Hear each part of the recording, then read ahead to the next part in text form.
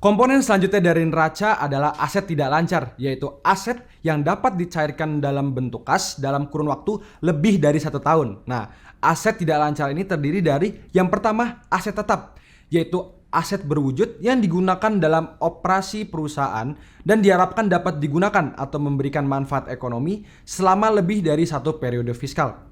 Angka yang biasa tertera dalam akun aset tetap di neraca adalah sebesar harga perolehan. Harga perolehan ini adalah harga aset tersebut dikurangi akumulasi depresiasi sehingga sudah nilai bersihnya atau dalam akuntansi disebut sebagai book value. Yang termasuk dalam kategori aset tetap adalah properti, pabrik, peralatan atau bahasa Inggrisnya plant, property, and equipment. Termasuk tanah, bangunan, peralatan, mesin, furniture, dan sumber daya alam seperti sumber daya mineral dan minyak bumi. Apabila kita membuka CLK aset tetap yaitu CLK 19 di laporan keuangan PTPP, kita bisa melihat secara lebih detail berapa tanah yang dimiliki, berapa bangunannya, mesin, hotel, dan kendaraan yang dimiliki PTPP. Pada bagian ini juga jika kita scroll, teman-teman bisa melihat secara detail mengenai beban penyusutan. Pada CLK 21, kita juga bisa melihat aset tetap yang merupakan minyak dan gas bumi karena kebetulan nih PTPP juga bergerak di segmen energi. Aset tidak berwujud adalah bagian selanjutnya dari aset tidak lancar.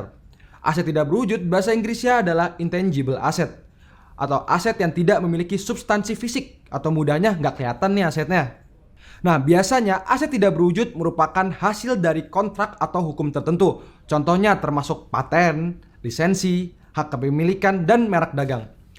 Perusahaan yang bergerak di sektor teknologi biasanya memiliki jumlah intangible aset yang besar. Oleh sebab itu, saat kita menganalisa perusahaan serupa, kita perlu meneliti lebih jauh pada CALK-nya.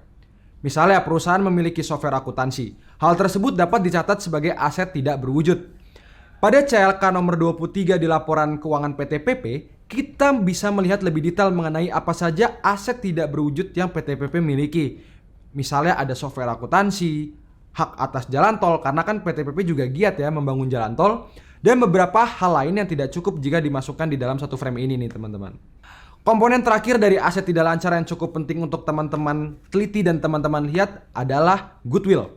Goodwill merupakan bagian dari intangible asset yang paling sering diperhatikan oleh analis. Goodwill muncul ketika satu perusahaan mengakuisisi perusahaan lain dan harga akuisisi lebih besar dari nilai wajar aset dan liabilitas perusahaan yang terakuisisi. Jadi misal, perusahaan A mengakuisisi perusahaan B dengan harga 1 triliun. Padahal nilai wajar dari aset dan liabilitas perusahaan B itu hanya 900 miliar. Maka selisih sekitar 100 miliar ini dijelaskan sebagai goodwill dan diakui sebagai aset perusahaan yang mengakuisisi. Nah, pada CLK goodwill di nomor 22 di laporan keuangan PTPP, kita bisa melihat perusahaan apa saja yang diakuisisi oleh PTPP dan menghasilkan goodwill. Kita bisa menelaah lebih lanjut apakah perusahaan yang diakuisisi ini memberikan dampak yang positif bagi operasional PTPP dengan mencari tahu secara terpisah mengenai perusahaan-perusahaan yang diakuisisi tersebut, apa bisnis modelnya, dan sebagainya.